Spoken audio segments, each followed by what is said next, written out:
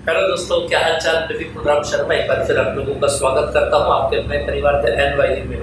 दोस्तों, बात करते हैं आज की क्लास। संधारित्र अपना टॉपिक चल रहा है, न्यूमेरिकल यहाँ पर हमारे चल रहे हैं और आज मैं लेकर आया हूँ एक बेहतरीन ट्रिक्स के माध्यम से मैं आपको न्यूमेरिकल का अच्छे से अच्छा तरीका समझाने की यहाँ पर कोशिश करूंगा।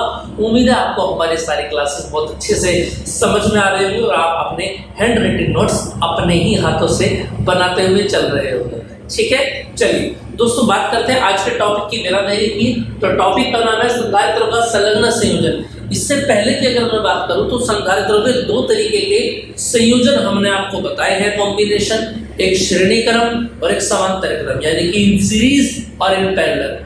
दोनों को हमने जोड़ने का तरीका आपको बता दिया था कि भाई श्रेणी में होंगे तो सीधी सीधी बात है 1/c = 1/c1 + 1/c2, और अगर समांतर क्रम में होंगे तो c = c1 + c2, डायरेक्ट आप जोड़ते हुए चले जाएंगे। श्रेणी की पहचान भी मैंने आपको बताई थी, जब दो या दो से अधिक संधारित्र इस प्रकार जुड़े हुए हों क्या कि पहले संधारित्र की दूसरी प्लेट दूसरे संधारित्र की पहली प्लेट से, फिर दूसरे संधारित्र की दूसरी प्लेट तीसरे संधारित्र की पहली प्लेट से अगर जुड़ी हुई हो, यानी एक लाइन में जुड़े हुए हो और तार बीच में कहीं पर भी विभाजित ना हो, तो श्रेणी क्रम कहलाएगा। और समांतर क्या होता है, जब सभी संधारित्रों की पहली प्लेट एक बिंदु से और दूसरी प्लेट एक बिंदु से, तो उसको पैरेलल बोलेंगे। ठीक, चलिए बात करते हैं आज के टॉपिक की। संलग्न संयोजन क्या होता है? संलग्न संयोजन वहां पर होता है जहां ओनली कैपेसिटर ऐड किए जाते हैं एक दूसरे से जोड़ करके। संलग्न का मतलब होता है जुड़ा हुआ, यानी सारे के सारे संधारित्र एक दूसरे से जुड़े हुए हो, इसलिए इसका नाम एक और भी होता है, आपको याद रखेंगे, जिससे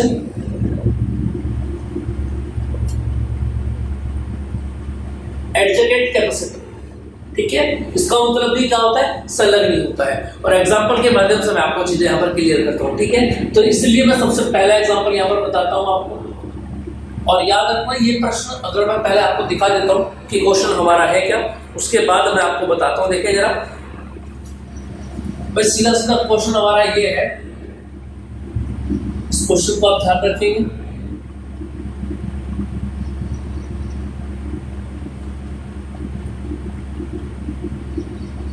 ये 1 है, ये 2 है, ये 3 है और ये 4 है। ठीक, ये तो यहाँ जुड़ा हुआ है, ठीक, एक बिंदु पर, और ये जुड़ा हुआ है बी बिंदु पर। 3 कहीं नहीं जुड़ा हुआ, 1 कहीं नहीं जुड़ा हुआ। ठीक है, समझ में आ रही बात यानी? और आपको क्या करना है, इन दोनों की क्या निकालनी है आपको, इसकी धारिता आपको निकालनी है। क्वेश्चन आपका ये है, ए और बी के बीच में सी आपको निकालना है। अब याद रखना, ये ध्यान रखना, आईआईटी 2018 में पूछा गया है। समझ में आई बात? यानी ये आईआईटी के क्वेश्चन यहाँ पर थोड़े से अब अपने हम यूपी बोर्ड से थोड़ा सा ऊपर चल जाते हैं, थोड़े बिहार बोर्ड से एमपी बोर्ड का जो सिलेबस है उससे थोड़े हटके मैं आपको एक क्वेश्चन यहाँ पर बता रहा हूँ, क्योंकि ऐसे क्वेश्चन एग्जाम में पूछ ले जाते हैं बेटा।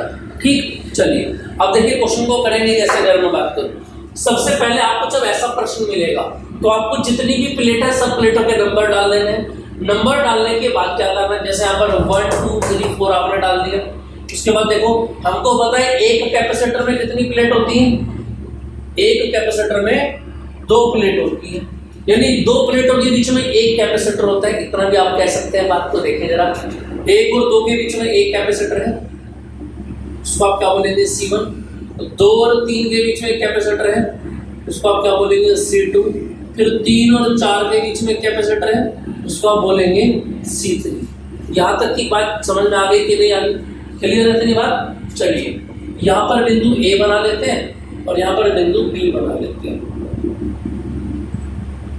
कुछ इस तरीके का आप यहाँ पर इसको बनाएंगे। कोई डायग्राम तो बनाना पड़ेगा ना।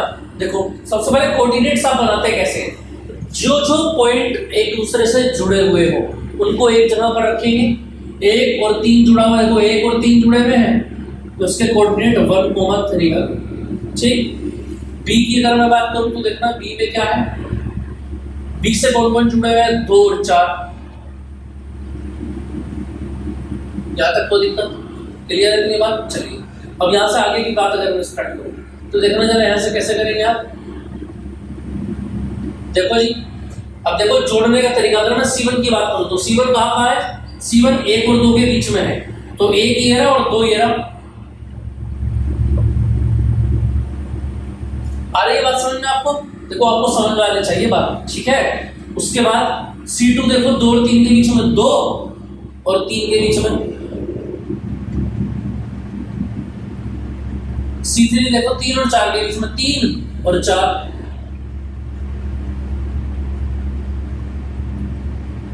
आगे बात समझ में? और उसने एक बात और बताई है, सबकी वैल्यू है C है सबकी वैल्यू, यानी इसकी वैल्यू भी C है, इसकी वैल्यू भी C और इसकी वैल्यू भी C है। तो क्या लिखेंगे? सभी कौन से क्रम में?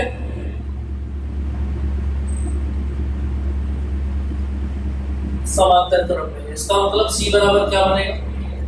C1 C2 प्लस और C plus C plus C कितना आ जाएगा? 3C। ये इसका आंसर है। क्लियर है? इसको जल्दी से कॉपी करें आप एक बार तेजी के साथ।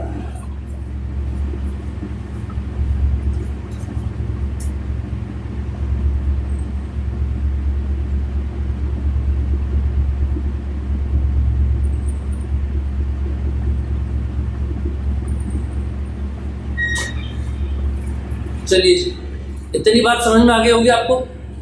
यहाँ तक की बात क्लियर है? ये एकदम क्लियर तरीका मैं आपको बता रहा हूँ और ये बहुत अच्छे टॉपिक है और एग्जाम्स में कई बार ऐसे क्वेश्चन फंस जाते हैं, तो घबराने की कोई दिक्कत नहीं है ना। चलिए, तो ये समझ में आया आपको तरीका। अब आप ये कह रहे हैं कि जैसे C1 को हमने देखा 1 और 2 के बीच में, है ना, तो 1 और 2, 1 ये रहा, 2 ये रहा, इसके बीच में आ गया। C2 2 और 3 के बीच में है, तो 2 इधर था, 3 इधर था, फिर भी आ गया। लेकिन अगर हमारा ये जोड़ा जैसे C2 2 और 3 के बीच में है और 2 और 3, 2 में से 2 तो आ गया और 3 इधर ना आ पाए, तब कैसे करेंगे? तो उसको भी मैं तरीका आपको बता देता हूँ, ठीक है। चलिए, इससे आगे की बात को स्टार्ट करते हैं और अगला प्रश्न हम देखते हैं बिना देरी किए। देखेंगे जरा आप कैसे कर रहे हैं क्वेश्चन को। ये क्लियर हो गया? चलिए, एग्जाम्पल नंबर 2 के माध्यम से मैं आपको आगे की बात बताता हूँ। ये अच्छे क्वेश्चन है, इनको आप ध्यान रखेंगे, एग्जाम में पूछे जाते हैं। एग्जाम्पल नंबर 2, ठीक है। चलिए, क्वेश्चन हमारे सामने क्या है? क्वेश्चन हमारे सामने ये है, देखिए जरा, थोड़ा सा अलग सा क्वेश्चन है, तो मैं नाम रखती हूँ, चल रहा हूँ साथ के साथ। तो 3 4 2 और 4 देंगे, ठीक है। उसके बाद 5, उसके बाद 6, उसके बाद 7, 3 और 6,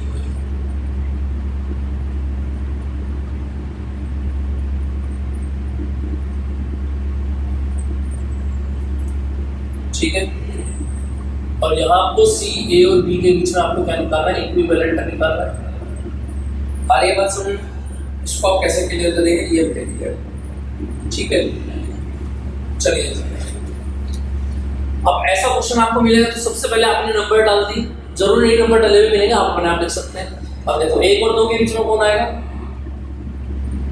C1 या C2 या C3 या C4 या C5। तो कितने कैपेसिटर आपको जोड़ने हैं? 6। चलिए ठीक, अब इसका डायग्राम हम बनाते हैं। सबसे पहले A और B, ठीक है। कोऑर्डिनेट्स देखते हैं सबसे पहले देखो जरा, 2 और 4, 2 और 4 जुड़े हुए, इसे B से कौन जुड़ा हुआ है बोलो? 3 और 6। सबसे पहले C1 को देखते हैं। एक C1 कहाँ है? 1 और 2 के बीच में। आ रही कि नहीं आ रही बात समझ में? अब 1 और 2 का पॉइंट तो है नहीं मेरे पास, समझ में आ रही है कि नहीं आ रही बात समझ में? बोलो, 1 और 2 का पॉइंट तो है नहीं मेरे पास, तब कैसे करेंगे? देखो, लेकिन 2 है मेरे पास, 1 नहीं है, 2 है मेरे पास। तो यानी एक काम करते हैं, ये C1 हो गया। आप समझ रहे मेरी बात? तो देखो, दोनों में से एक पॉइंट तो होगा ना, तो एक से ही छोड़ देना, दूसरे से। फिर दोबारा देखो, C1 1 और 2 के बीच में है, 1 और 2 के बीच में एक तो है नहीं मेरे पास, 2 है, तो 2 से करके छोड़ दो, यानी 1 आ गया। यहाँ पर एक पॉइंट मान लिया मैंने। उसके बाद C2 देखो 2 और 3 के बीच में, 2 और 3 के बीच में C2, C3 देखो 3 और 4 के बीच में,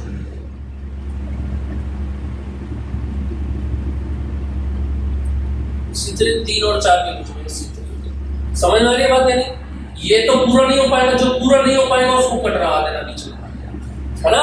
जिसका दूसरा बिंदु हमें ना पता उसके बीच में कट लगा दो। अब C4 आ जाओ, 4 और 5 के बीच में देखो जरा, 4 और 5, 4 तो है, इसे लगा के छोड़ दिया, 5 यहाँ पे ही मान लेंगे आगे, है ना, जैसे यहाँ पर 1 माना था।